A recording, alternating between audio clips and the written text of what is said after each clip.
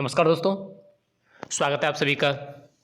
और आज इस वीडियो में हम बात करने वाले हैं 12th कृषि रसायन के मॉडल पेपर के बारे में। और ये जो मॉडल पेपर है ये बिल्कुल बोर्ड के पैटर्न पर हूबहू बनाया गया मॉडल पेपर है, जिसमें से बहुत सारे प्रश्न आपके जो बोर्ड का एग्ज़ाम है उसमें फंसने वाले हैं। 2 दिन एग्ज़ाम के बचे हैं, तो वीडियो को बहुत ही आसानी से और जहां समझ में नहीं आए वहां पॉज कर दोबारा से देख लें। तो चलिए हम वीडियो को शुरू करते हैं। और शुरू करने से पहले यदि आपने अभी तक हमारे चैनल को सब्सक्राइब नहीं किया है तो चैनल को सब्सक्राइब करें। और हमारे और भी जो मॉडल पेपर एग्रीकल्चर केमिस्ट्री के हमारे चैनल पर जो पड़े हुए हैं वो आपने नहीं देखे हैं तो एक बार डिस्क्रिप्शन में जा करके उनकी लिंक पड़ी है, वहाँ से जा करके देख लें। तो चलिए हम शुरू करते हैं पहले प्रश्न से।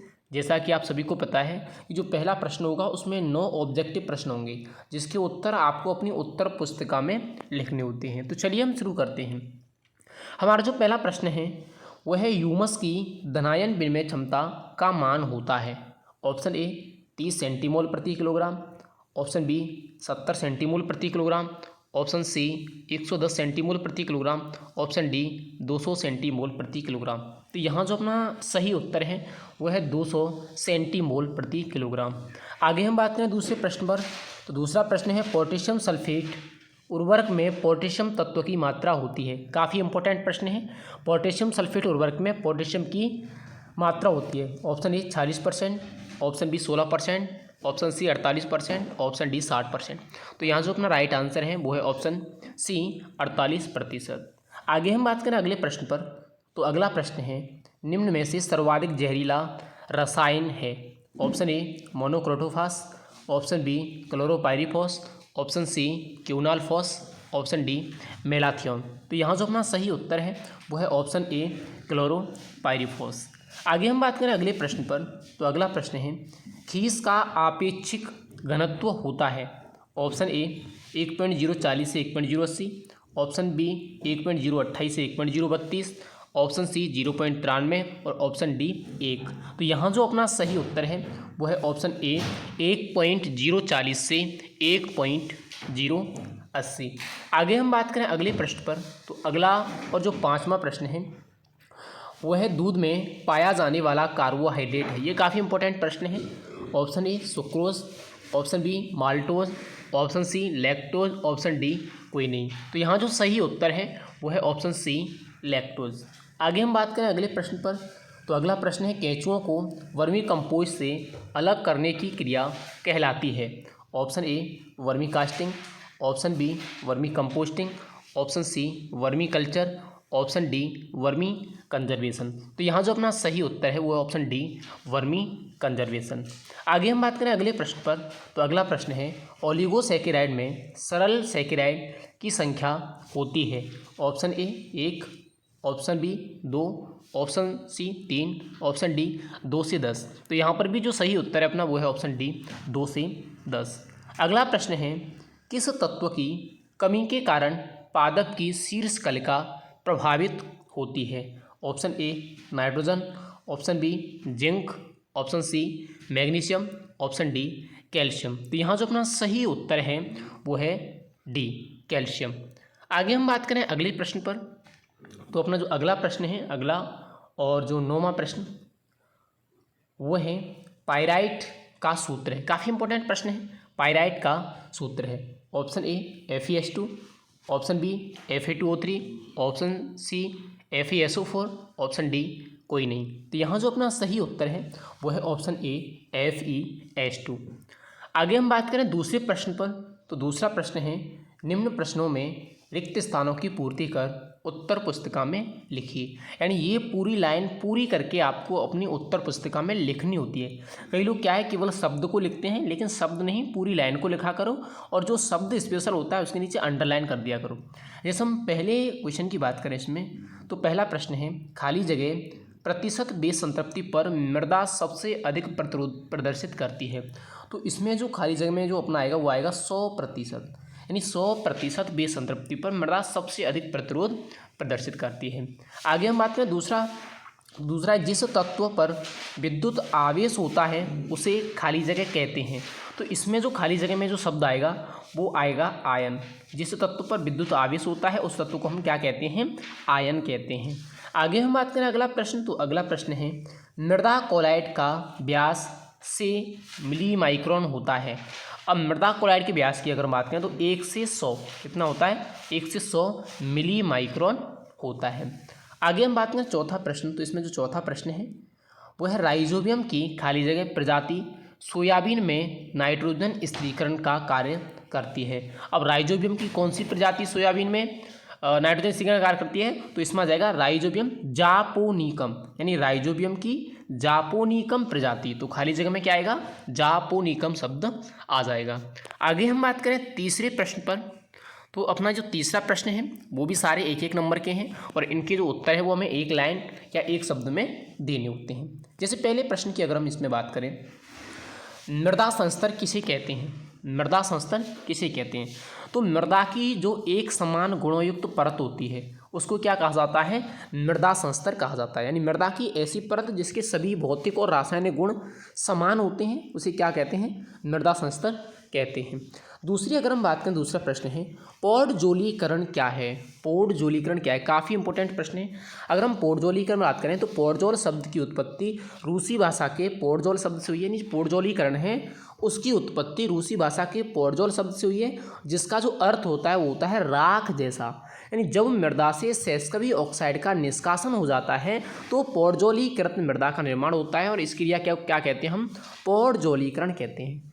अब लिखना किस तरह से है कि मृदा के ऊपरी संस्तरों से सेस्कवी ऑक्साइड के निष्कासन की क्रिया पौडजोलीकरण कहलाती है।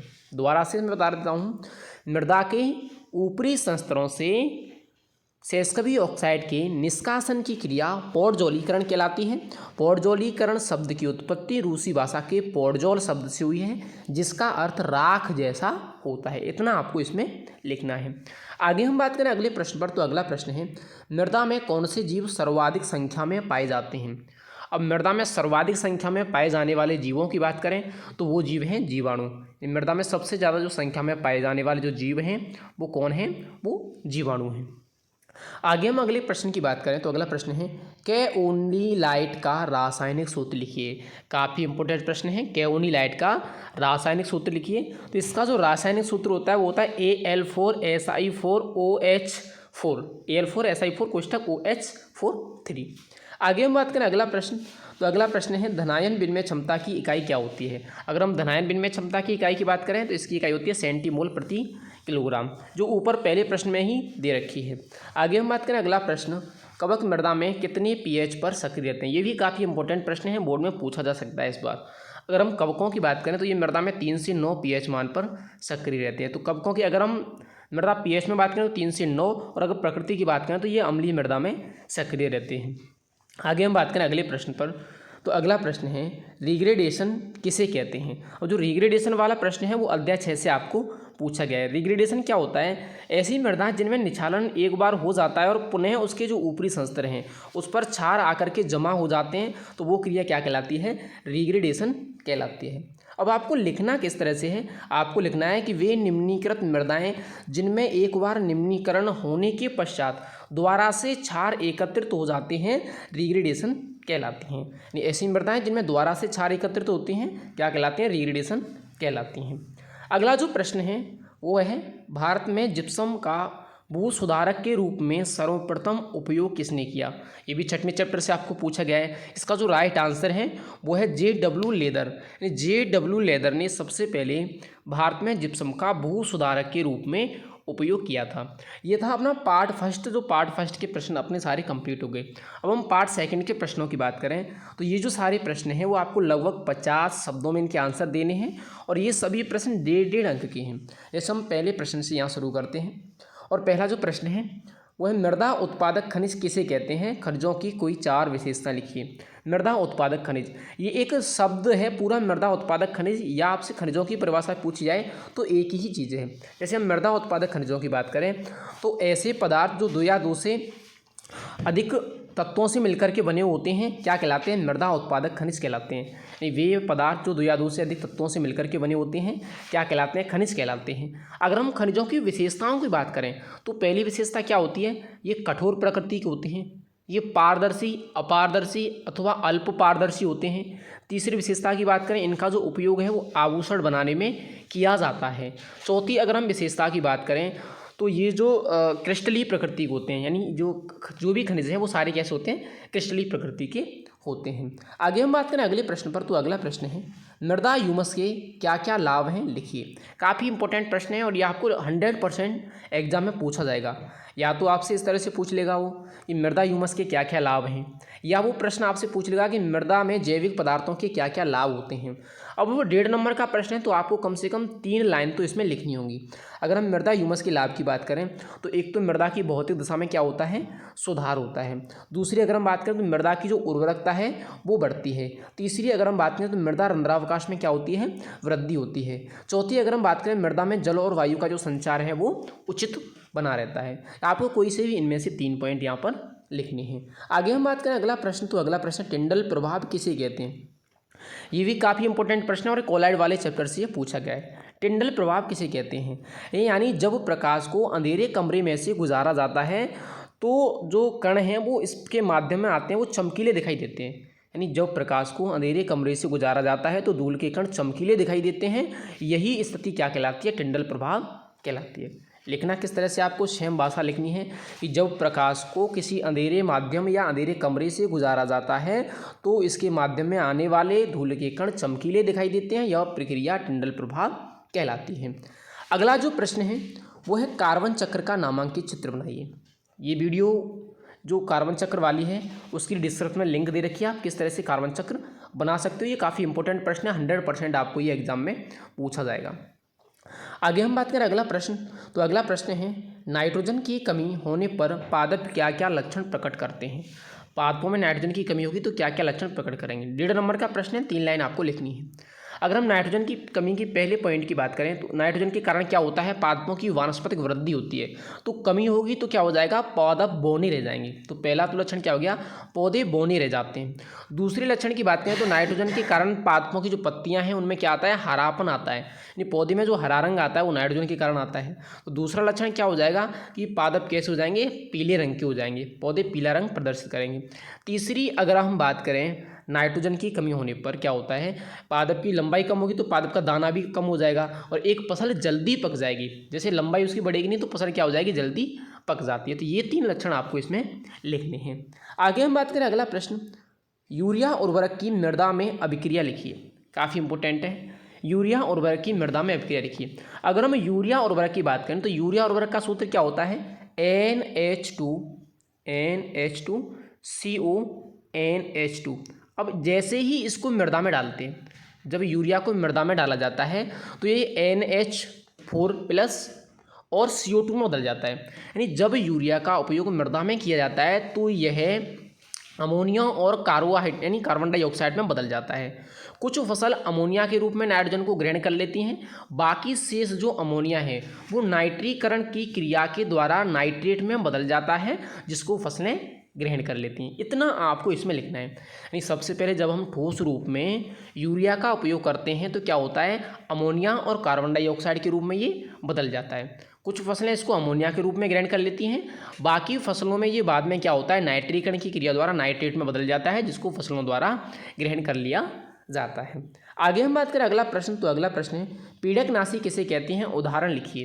पीड़कनाशी किसे कहते हैं, यानी वे सभी रसायन जिनका उपयोग फसलों में रोग, कीट एवं खरपतवार नियंत्रण के लिए किया जाता है, क्या कहलाते हैं, पीड़कनाशी या पेस्टिसाइड कहलाते हैं। काफ़ी इंपॉर्टेंट प्रश्न है ये।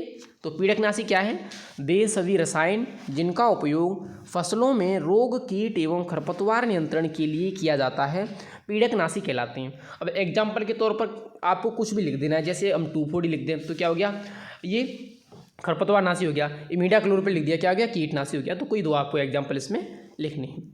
अगले प्रश्न की बात करें तो अगला प्रश्न है परिरक्षक क्या है, प्राकृतिक परिरक्षकों के नाम लिखिए। अब वो परिरक्षक क्या होते हैं, परिरक्षक यानी वे कार्बनिक पदार्थ या वे रासायनिक पदार्थ जो खाद्य पदार्थों को लंबे समय तक सुरक्षित रखते हैं, क्या कहलाते हैं, परिरक्षक कहलाते हैं। परिरक्षक क्या है, वे रासायनिक पदार्थ जो खाद्य पदार्थों को लंबे समय तक सुरक्षित रखते हैं परिरक्षक कहलाते हैं। अब ये क्या पूछ रहा है आपसे, प्राकृतिक परिरक्षकों के नाम। अब प्राकृतिक परिरक्षकों की अगर हम बात करें तो एक तो क्या आ गया इसमें, चीनी आ गई। दूसरी अगर हम बात करें इसमें कौन सा आ जाएगा, एक इसमें नमक आ गया, चीनी है और नमक है, ये क्या है, ये प्राकृतिक परिरक्षक हैं। आगे हम बात करें अगले प्रश्न पर, प्राकृतिक दूध व कृत्रिम दूध में कोई 4 अंतर लिखिए। प्राकृतिक दूध व कृत्रिम दूध में कोई 4 अंतर लिखिए। अब आपको अंतर किस तरह से लिखने हैं, 2 कॉलम बनाने हैं, एक प्राकृतिक दूध का, एक कृत्रिम दूध का, एक माध्यम का, 3 कॉलम बना लो आप। अब माध्यम में अगर हम लिखते हैं रंग, तो रंग में अगर हम प्राकृतिक दूध की बात करें तो कैसा होता है, सफ़ेद होता है, और कृत्रिम दूध की बात करें तो कैसा होता है, हल्का पीला होता है। दूसरा अगर हम स्वाद की बात करें तो जो प्राकृतिक दूध होता है वो मीठा होता है, और जो कृत्रिम दूध होता है वो हल्का सा कैसा होता है, खट्टा होता है। तीसरी अगर हम बात करें पीएच, तो प्राकृतिक दूध का जो पीएच होता है वो 6.4 से 6.7 होता है, और अगर कृत्रिम दूध की बात करें तो लगभग 6.1 होता है। तीसरी अगर हम बात करें यहाँ वसा और प्रोटीन, तो वसा और प्रोटीन जो प्राकृतिक दूध में अधिक पाई जाती हैं और कृत्रिम दूध में कम पाई जाती हैं। ये अपने 12 प्रश्न फिनिश हो गए। अगर आपको समझ में नहीं आए हैं तो एक बार वीडियो को पॉज करके दोबारा से देख लें, तो वहाँ से आपको पूरा जो है समझ में आ जाएगा। आगे हम बात करें अगले प्रश्न पर, तो अगला प्रश्न है उत्तम धोवन पदार्थ के क्या क्या गुणधर्म होने चाहिए। ये काफ़ी इंपॉर्टेंट प्रश्न है, उत्तम धोवन पदार्थ के क्या क्या गुणधर्म होने चाहिए। अब उत्तम धोवन पदार्थ की अगर हम बात करें तो एक तो क्या होना चाहिए, वो सस्ता होना चाहिए, सस्ता। दूसरा वो क्या होना चाहिए, सर्वसुलभ, यानी सभी जगह उपलब्ध होने वाला होना चाहिए। तीसरी अगर हम बात करें वो कैसा होना चाहिए, विलोचनकारी गुणधर्म वाला होना चाहिए। विलोचनकारी का अर्थ है कि उसके कोई भी अवशेष बर्तन में न बचें। तो आपको कोई भी 3 गुणधर्म लिखने हैं, तो 3 गुणधर्म मैंने बता दिया आपको, एक सस्ता हो, एक सर्वसुलभ हो और एक विलोचनकारी गुणधर्म वाला हो। तीसरी अगर हम अगले प्रश्न पर बात करें, दूध में कितने प्रकार की अम्लता पाई जाती है, अम्लता के कारण लिखिए। अब दूध में अम्लता की बात करें तो 2 प्रकार की अम्लता होती है, एक प्राकृतिक अम्लता और एक विकसित अम्लता। अगर हम प्राकृतिक अम्लता की बात करें तो यह दूध में उपस्थित कार्बन डाइऑक्साइड, साइट्रेट, फास्फेट व प्रोटीन के कारण पैदा होती है। अगर हम विकसित अम्लता की बात करें तो वो लैक्टोज के लैक्टिक अम्ल में बदलने के कारण पैदा होती है। आगे हम बात करें 15वां प्रश्न, पृष्ठ मृदा व अवमृदा में अंतर लिखिए। पृष्ठ मृदा व अवमृदा में अंतर लिखिए। ये भी काफ़ी इंपॉर्टेंट प्रश्न है, फर्स्ट चैप्टर से पूछा गया है। पृष्ठ मृदा की अगर हम बात करें तो पृष्ठ मृदा की गहराई कितनी होती है, 0 से 15 सेंटीमीटर। अवमृदा की बात करें तो इसकी गहराई कितनी होती है, 15 सेंटीमीटर से अधिक। पृष्ठ मृदा का रंग कैसा होता है, हल्का भूरा होता है। अवमृदा का रंग कैसा होता है, हल्का पीला होता है। पृष्ठ मृदा अधिक उपजाऊ होती है, अवमृदा कम उपजाऊ होती है। पृष्ठ मृदा में रंध्रावकाश सही होते हैं और जो अवमृदा है उसमें रंध्रावकाश कम पाए जाते हैं। इस तरह से आप क्या ले सकते, 3 अंतर आपको कोई भी लिखने हैं, मैंने तो आपको यहाँ पे काफ़ी बता दिए। आगे हम बात करें अगला है खंड स, और खंड सा के जो प्रश्न पूछे जाते हैं आपको 3-3 नंबर के पूछे जाते हैं। जैसे हम पहले बात करें जैविक खाद एवं उर्वरक में अंतर लिखिए। ये प्रश्न पिछले साल भी पूछा गया है और इस साल भी रिपीट हो सकता है, जैविक खाद और जैव उर्वरक में अंतर। अगला है कार्बोहाइड्रेट क्या है, कार्बोहाइड्रेट का वर्गीकरण एवं इसका महत्व लिखिए। तो आपको कार्बोहाइड्रेट की परिभाषा लिखनी है। कार्बोहाइड्रेट क्या है, कार्बन और हाइड्रेट से बने हुए यौगिक क्या कहलाते हैं, कार्बोहाइड्रेट कहलाते हैं। कार्बोहाइड्रेट के वर्गीकरण की बात करें तो इसको 3 भागों में बांटा गया है, मोनोसैकेराइड, ओलिगोसैकेराइड और पॉलीसैकेराइड। अगर हम महत्व की बात करें तो ये शरीर का ढांचा बनाने का कार्य करते हैं, शरीर को ऊर्जा देने का कार्य करते हैं और ऊतकों की क्षतिपूर्ति करते हैं। आगे हम बात करें अगला प्रश्न है दुग्ध संसाधन क्या है, दुग्ध संसाधन की विधियों का वर्णन कीजिए। अब दुग्ध संसाधन क्या है, दूध को बिना विकृति के लंबे समय तक सुरक्षित रखने की क्रिया क्या कहलाती है, दुग्ध संसाधन कहलाती है। अब दूध का संसाधन हम किस तरह से करते हैं, एक तो हम दूध का ठंडे पात्रों में परिरक्षण कर लेते हैं, दूसरा हम क्या अपनाते हैं, पाश्चुरीकरण की क्रिया अपनाते हैं, तीसरी अगर हम बात करें तो एक समांगीकरण की क्रिया अपनाते हैं। तो आपको इसमें तीनों चारों क्रियाओं को क्या लिखना है, थोड़ा सा विस्तार से बताना है। आगे हम बात करें यहाँ खंड द, खंड द में आपसे 2 प्रश्न पूछे जाएंगे और दोनों ही प्रश्न 4-4 नंबर के होंगे। जैसे हम पहले प्रश्न की बात करें 19वें प्रश्न की, जहरीलेपन के अनुसार कृषि रसायनों का वर्गीकरण कीजिए तथा उर्वरकों के दुष्प्रभाव से बचने हेतु उपाय लिखिए। आपको क्या करना है, जहरीलेपन के अनुसार कृषि जो भी रसायन है उनका वर्गीकरण करना है। और इसमें एक तो क्या होता है, अधिक जहरीला, मध्यम जहरीला, कम जहरीला, इस तरह से 3-4 वर्गों में इसको बांटा गया है। फिर आपको उर्वरकों के दुष्प्रभाव से बचाव हेतु उपाय लिखने, जो कि काफ़ी आसान है। आगे हम बात करें अगला प्रश्न, अम्लीय मृदा किसे कहते हैं, मृदा अम्लीयता के कारण एवं बचाव के उपाय लिखिए। ये भी काफ़ी सिंपल प्रश्न है। आपको अम्लीय मृदा बतानी है। ऐसी मृदा जिसका पीएच मान 7 से कम होता है अम्लीय मृदा कहलाती है। अब अम्लीय मृदा के कारण क्या है, अम्लीय मृदा कौन से क्षेत्रों में पाई जाती है, तो अम्लीय मृदा नम क्षेत्रों में पाई जाती है। इसका कारण क्या है, जल भराव है सबसे ज़्यादा, अम्लीय उर्वरकों का उपयोग है, कवकों की अधिकता है, जीवाणुओं की कमी है, तो ये क्या है, अम्लीयता के कारण है। अब बचाव के उपाय में क्या लिखना है, सीधा सीधा एक ही उपाय है, आपको क्या करना है, चूना युक्त पदार्थों का उपयोग करना है। आगे यहाँ दे रखा है लवणीय मृदाएं क्या है, लवण प्रभावित मृदाओं के प्रकार, लक्षण एवं सुधार के उपाय लिखिए। अब लवणीय मृदा क्या होंगी, ऐसी मृदाएं जिनका पीएच मान 8 से अधिक होता है। लवण प्रभावित मृदाओं के प्रकार आपको 2 प्रकार की होती हैं, ये आपको 2 बताना है, एक लवणीय एक क्षारीय, क्योंकि आपकी किताब में 2 ही दे रखी हैं। लक्षण क्या क्या होते हैं, आपको पता होगा कि जो लवणीय मृदा होती है वो कैसी होती है, भूरी होती हैं, यानी कि जो मृदा की जो परत होती है वो भूरी दिखाई देती है और मृदा में दरारें पड़ जाती हैं। सुधार के उपाय में आपको क्या लिखना है, जिप्सम और गोबर की खाद लिखनी है। तो ये अपना जो पेपर था जो कि हमने 2023 के जो मॉडल पेपर के रूप में तैयार किया था, इसमें से काफ़ी प्रश्न आपके एग्जाम में फंसने वाले हैं। तो चलिए, अगर आपको वीडियो पसंद आई हो तो वीडियो को लाइक करना, शेयर करना और चैनल को सब्सक्राइब जरूर करना। Thank you.